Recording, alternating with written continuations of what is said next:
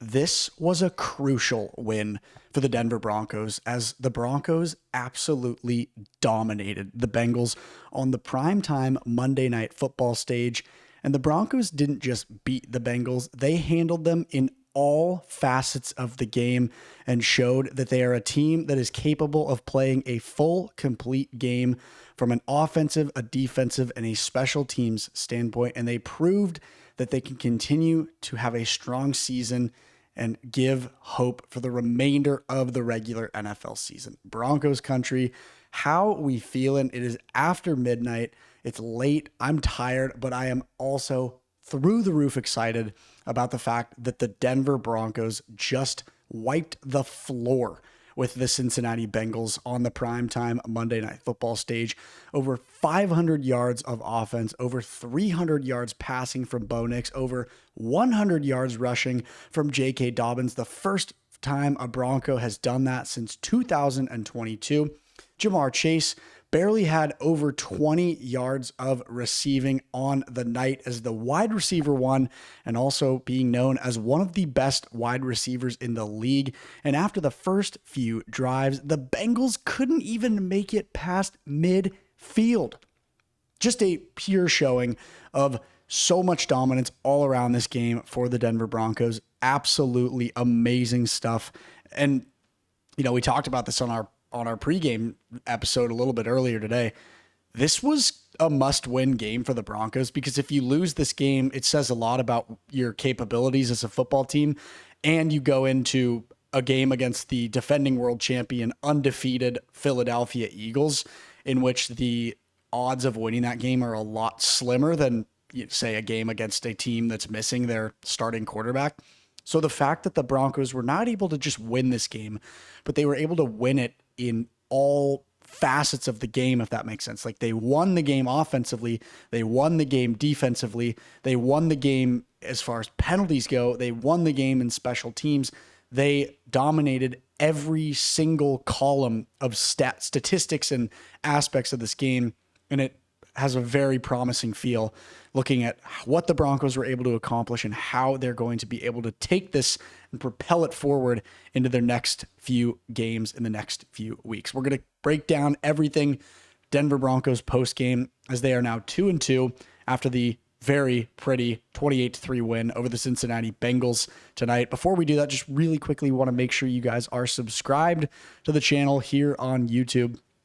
97% of you guys watching our videos every single day, but not subscribed to the channel. This is one of the fastest growing sources for Denver Broncos news and updates. You definitely want to join the family and be a part of Broncos Digest. So don't waste any more time. Join the family. Give us that support. I mean, guys, I'm here giving you this video. It's almost 1 o'clock in the morning. The dedication from our end is real. We need that support from you guys. So thank you for supporting. And for those that are already subscribed and watching our videos every day, we appreciate it more than you know. Let's dive in to this video and talk about this forcefully dominant win over the Cincinnati Bengals. Like I said, I would have been satisfied walking away from this game if we won 24-17, or if it was 21-14, if it was a one-score game, if it was a close game. I may not have been as happy as I am right now, but I would have been satisfied walking away from a one-score game as long as it was a win. But it's not just the win that feels so good about this performance for Denver. It is how the win came about and how Denver showed that they are capable of playing football in the ways that we know they're capable of playing football. Bo Nix had a remarkable day. 2 passing touchdowns, 1 rushing touchdown, passed for over 300 yards, had 1 interception that was, just a tough 4th down, throw into the end zone, not really anybody available to try to target, flaky throw, and it didn't matter because the defense backed him up and stepped it up and didn't allow any score. I mean, you look at the score here, the Bengals on their first drive of the night drove all the way down the field. Broncos red zone defense stepped up and stopped him to a field goal. They kicked said field goal, and that was it. First drive was the field goal. They didn't generate a single point of scoring after that. And so it was a dominant showing all around. Bo Nix is now 3-1 in primetime games in his NFL career, which is electric. Tonight, his line was 29 for 42, 326 yards, 2 passing touchdowns, and a rushing touchdown. He had an interception as well. But what a night for QB1. So electric and so awesome that he was finally able to show his team, his coaching staff, and most importantly, Broncos country, that he's capable of what he accomplished last year and that he still has that electric 29 passing touchdown rookie quarterback season in him.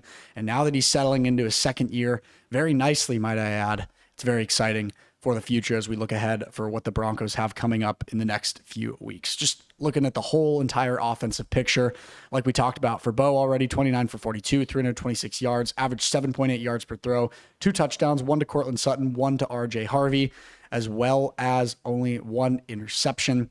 And then let's look at the Denver rushing as well. J.K. Dobbins, 16 carries for 101 yards, averaged over 5 yards per carry. Electric stuff. RJ Harvery, 14 carries for 58 yards, averaged about 4 yards per carry. That is a deep, very efficient running back room, and it's very awesome to see a veteran and a rookie producing these types of numbers. Very electric. And then Marvin Mims, he had 1 carry and 1 touchdown. That was an interesting play call from Sean Payton, but I enjoyed it. I liked it. Pitch the ball over to Marvin Mims, let him use his speed and his agility and, get through the Bengals line and then even squeak through some of the secondary on that far side. That was a remarkable play. And I mean, just such good stuff to see the Broncos pass for 326 yards, rush for 186 yards, over 500 yards of offense, and just a remarkable performance from Denver all around. And I mean, this guy right here, the wide receiver 1, he stepped up majorly as well. We haven't seen him have his quote unquote breakout game. And we talked about this in the pregame episode as well earlier today. We finally saw this today. He was getting targets. He was making receptions. He was running efficient routes. He was centered around the play calling for Sean Payton. And he had that electric buzzer beater touchdown to send us into halftime. Bo Nix talked about it in the post-game press conferences as well. It wasn't necessarily how they planned it, how they drew it out, but he was able to, sling it downfield, find an open Courtland Sutton. And I mean, hats off to the wide receiver 1 for finding the space and finding the efficient way to make the grab in the end zone. So great to see that Court was able to get that touchdown as well. And then, from the Bengals standpoint, Troy Aikman, he put it really well, and he was keeping things real on the broadcast. The product for the Cincinnati Bengals just not very good right now. It is ridiculous. There's been 22 penalties in the Bengals-Broncos game, and those were all primarily coming from the Cincinnati Bengals. I think the Bengals had 10 penalties in the second quarter alone, and it was just like penalty after penalty. They kept shooting themselves in the foot, and the Broncos were taking advantage and taking control. And I mean, we've seen it go the other way, if we're being real. We've seen the Broncos commit a bunch of penalties. We've seen themselves shoot themselves in the foot. I mean, that's kind of been the story of the season over the last few weeks. They've been losing games themselves rather than actually getting beat by teams. So, I mean, on top of the fact that the Broncos had such a strong showing offensively and defensively, it was kind of a nice change of pace to see the other team struggle on all facets of the game and, shoot themselves in the foot a little bit. And, the Broncos did a really good job taking advantage of the fact that the Bengals were struggling in all of those regards. And then, J.K. Dobbins had such a great game. A lot of light was shined on him after in the press conferences and, in all the questions that were being asked by him. He didn't get a touchdown for the first time this year, but he's the first Broncos rusher in the last 38 games to finally hit 100 plus rushing yards in a game. The last time that we had a 100 plus yard rusher was all the way back in 2022. You've got to be kidding me. I mean, first of all, it's ridiculous that we haven't had a 100 plus yard rusher in that many games.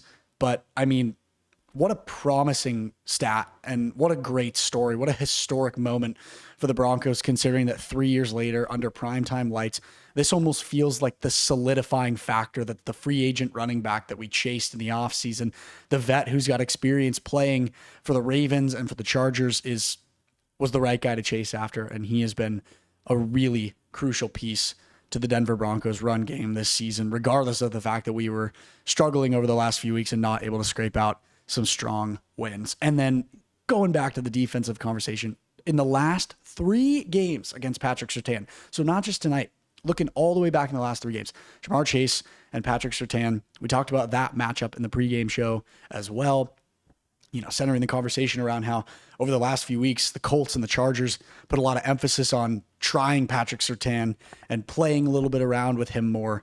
And, Jamar Chase, not able to produce a lot against PS2 tonight either.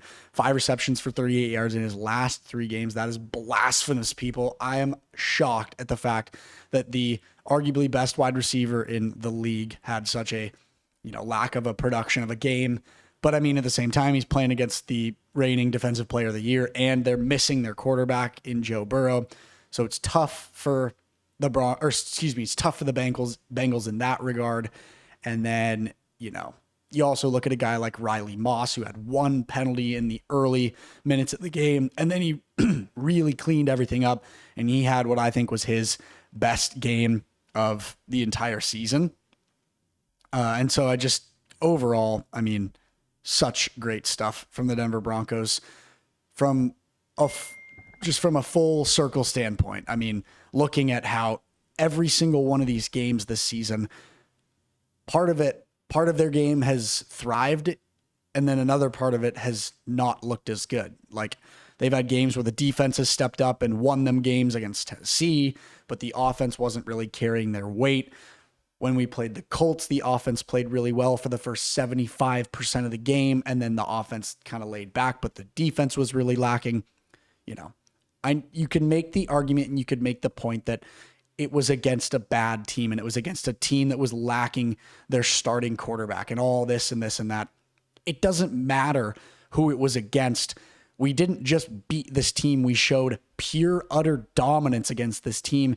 And we showed that our entire team, from offense to defense to special teams to depth to running to passing to receiving to rushing to our secondary, everything on the field, we showed that we are more than capable of playing a full, rounded out, efficient football game and taking a dominant win. And so I am fired up about the Broncos. Such a great win. So exciting. Looking ahead, next weekend, the Broncos travel to Philly. They play the undefeated, defending Super Bowl champion Philadelphia Eagles. That is going to be a very difficult game. But what better way to go into the game than coming out of a ridiculously dominant win after this last night? Obviously, not as much time to rest and reset because they now have less time before that game on Sunday, but it's all good. I'm hoping that, Sean Payton's going to give him some time to rest and give him an efficient practice schedule this week. And then the week after that, Broncos heading to London to play the New York Jets under, once again, a very large national stage, playing in Europe. That is another exciting game, and hopefully a game that we can, scrape away. So just to round things out, going back to the conversation of how much you're hitting the panic button if the Broncos are going into this game this weekend against the Phillies. It's 1 a.m., guys. I'm sorry. I'm exhausted. How much would you be hitting the panic button if the Broncos are going into Philly this coming weekend after losing to Jake Browning and the Bengals and are 1-3? Such a better situation that they come off of a really strong win on Monday Night Football going into this Eagles team any given Sunday. I'm never going to count this team out until they lose the game. I think the Broncos have the chance to put up a really good fight against Philly. And then after that, playing against the Jets under the primetime stage, the Jets had a rough showing against the Dolphins tonight.